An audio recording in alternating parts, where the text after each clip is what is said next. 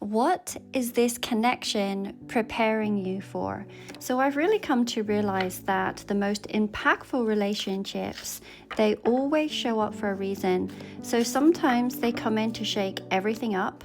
They wake up something inside of us that we didn't even know was there. And other times they come in to help us feel safe enough to finally grow. So I want us to look at this connection today and ask, what has it been preparing you for? So for those of you that are interested, I do still have a couple of December energy readings left. So link to that is within my bio. And if 2026 really feels like your year to actually do something with your spiritual gifts, to get really clear and visible and to build something real, then my UK mentorship in February might be for you. And you're going to find the link to that within my bio also. It's by application only. Bottom of the deck, we have the Magician. Sideways, we have this Knight of Swords. We have the Two of Wands, and we have the Death card. So let's start with the Death card here. Now, this card is quite different. To me, this card never really is about endings. It's always about something to do with a transformation. I often think of it as the phoenix rising from the flames. And whoever this person is, they've changed you. You're not the same person that you were when you met them, not even close. Now, with this particular artwork, you can see that there's the figure with wings and it's riding this very otherworldly creature. As soon as I see this card, I don't know why, but it reminds me of the Dark Crystal. Maybe I'm hoping that some of you are old enough to remember that movie. But there were two different beings. They were the mystics and then there were the Skeksis. And they were polar opposites. One was seen as light, one was seen as dark. But actually when they reunited, they became something much wiser. And that's what this card is really echoing to me. That this person, they might have represented some kind of mirror for you. Something that cracked you open. Now, there's something about this card that I had never noticed before, and I have used these cards dozens of times. I don't know why I didn't see it, but in this left-hand corner, right down in the bottom here, we can see there's this teeny tiny little girl, and she's curled up, almost hiding, but she's surrounded by all of these glowing lights. Now, to me, this feels like an old version of you. The one who's been playing small. Maybe you've buried yourself under certain expectations, or maybe there's been abandonment wounds, or you've just been overlooked again and again and again in your life. But this connection, as painful or as powerful as it has been, has really shaken something awakened within you. And this is the end of you hiding. And this is the beginning of you being seen, of choosing to always be seen from now on. And I think that there's something about this experience that has maybe had you set your sights higher, which brings me into this Two of Wands. So the Two of Wands is often a card for me, my personal interpretation of going back to the drawing board. Somewhere where you can raise your standards, to raise your vision and to really set your sights higher than you've ever done so before. So traditionally, if we were to look at the Rider-Waite deck, you would see a man and he's overlooking the ocean and he has the world in his hands. Now to me, that very much talks about creating your version of heaven on earth. And what your idea of heaven is going to differ from everybody else's. And so this is very much talking about personal creation. Now, when we pair this with the Magician, it certainly does talk about the power of manifestation. And we're going to come back to this card in a moment. The other thing that stands out to me are the actual wands that we're seeing within this deck. To me, they don't look solid. They look almost like they're made of light, ethereal. As if the next phase of your life needs to be built first through your imagination. Now, we're taught that imagination is childish or unrealistic, but that actually couldn't be further from the truth. So imagination is creation, and everything that you can hold starts first as something that you can see within your mind's eye. And I think that this person, this connection, is what woke you up into this idea of being able to create, or waking up your imagination. So maybe you can now envision a future where before you couldn't see one at all. So maybe you're imagining a life where you're loved and you're chosen and you're seen and you're supported. Or maybe, and this is just as powerful, maybe this relationship has expanded your expectations so much that it's no longer them that you're dreaming toward, but something even higher, depending on what this dynamic looks like for you. Now, the other thing that I'm noticing is she's standing, I love this wall here, I really do. It does remind me of the English walls that we have here.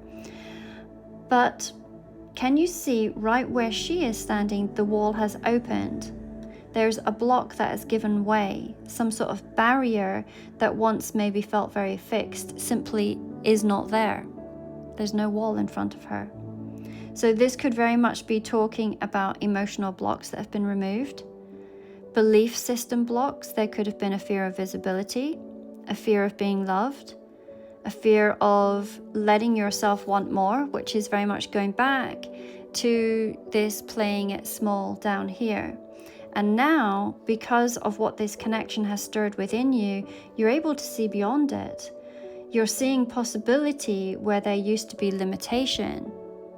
Now, I had spoken a little bit about the Magician when we were talking about the Two of Wands. Now, in a traditional deck, the Magician card is very busy, even it looks a bit chaotic. They typically have one hand pointing up to the heavens, another hand pointing down to the earth, symbolizing as above, so below, and then you've got all of the four tools of the tarot, the wand, the sword, the cup, the pentacle, suspended in the air all around them. And it's a card about channeling energy, about pulling the unseen into the seen, but it feels like a lot. Now, in this version of the Magician, there is nothing chaotic about this card at all. It is pure serenity. You can see that she is in this absolute state of peace. And from this, she is radiating power without any force whatsoever. Can you see, if I bring it a little bit closer, that she has got this very beautiful ethereal halo that is actually made from swords. So that represents divine knowledge, clarity, mental mastery. So these are truths that can cut through confusion. You also see that she is wearing this incredible veil, all the way from the top right down to her feet. And it has all of these pentacles covering it. And these are symbols of abundance and stability and tangible wealth. She's cloaked, literally, in prosperity. And then there is the wand that she is carrying. You know, it is not flimsy, it's solid. Can you see the difference from these cards where they look almost see-through to this one? It's solid, okay?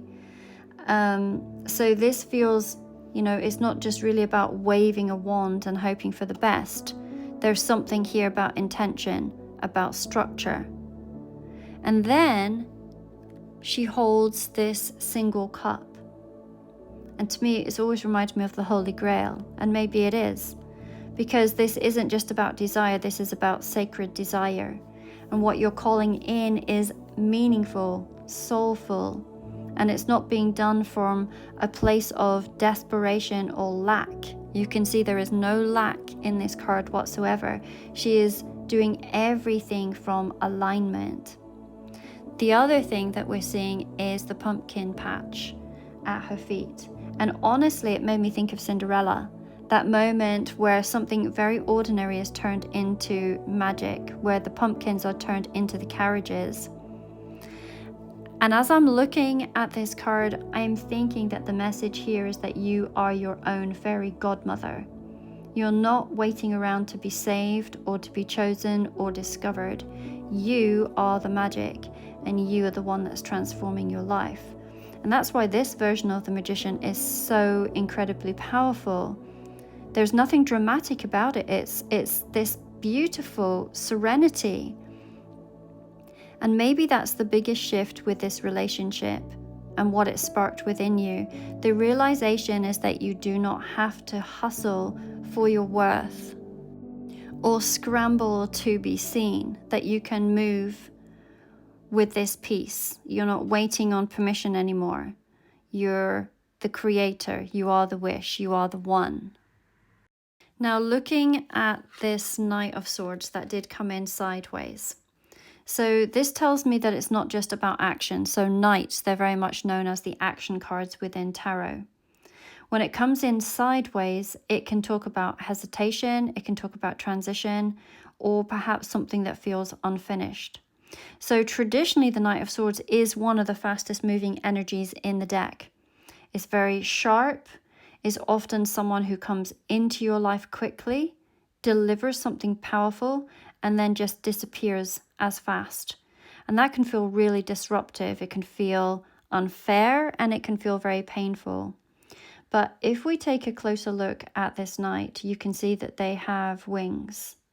And when I see wings, I don't just think of speed, I think of divine assignment. I think of someone who didn't just show up randomly. They came in with purpose, maybe even with a soul level promise that they made to you before this lifetime began. What if they weren't meant to stay?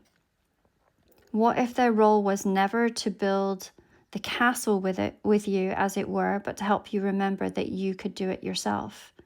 So we don't always appreciate the ones who come in, they shake everything up and then they vanish. But when we zoom out and when we really look at the impact, these connections can often change everything. They wake us up. They reflect something back to us that we weren't even seeing clearly. They push us, or sometimes they even break us, just enough to move us into our next chapter. And that might be the case here. So this person, they may or they may not come back. That's part of the unknown right now. But what's certain is that the effect that they've had, there's a part of you that has been activated. And if you let it, this could be the very shift that changes your entire life trajectory. In love, in purpose, in self-worth. It's really all about what you do with it now. Your perspective is the difference between feeling abandoned or feeling chosen for growth. So whether this connection felt nourishing or incredibly painful, or maybe even a mix of both, this person has changed you. All of the cards show me that. They've stirred something deep within you, and they've woken up something about your own worth, your calling, your voice. Maybe they've mirrored a part of you that needed healing, or reminded you that you're meant for more. So some connections, they're not meant to stay forever, but they do arrive with some sort of precision, like they had a promise to keep.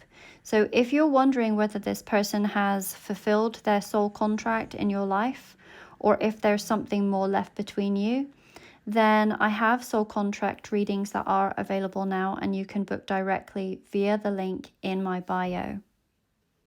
You will find the links to all of my offerings here.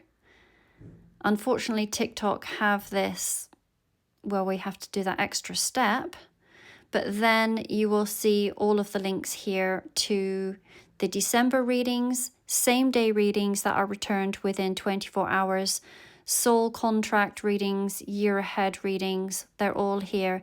And again, for those of you that are thinking about the mentorship that I'm offering, it's an in-person mentorship in the UK in February, and it's by application only.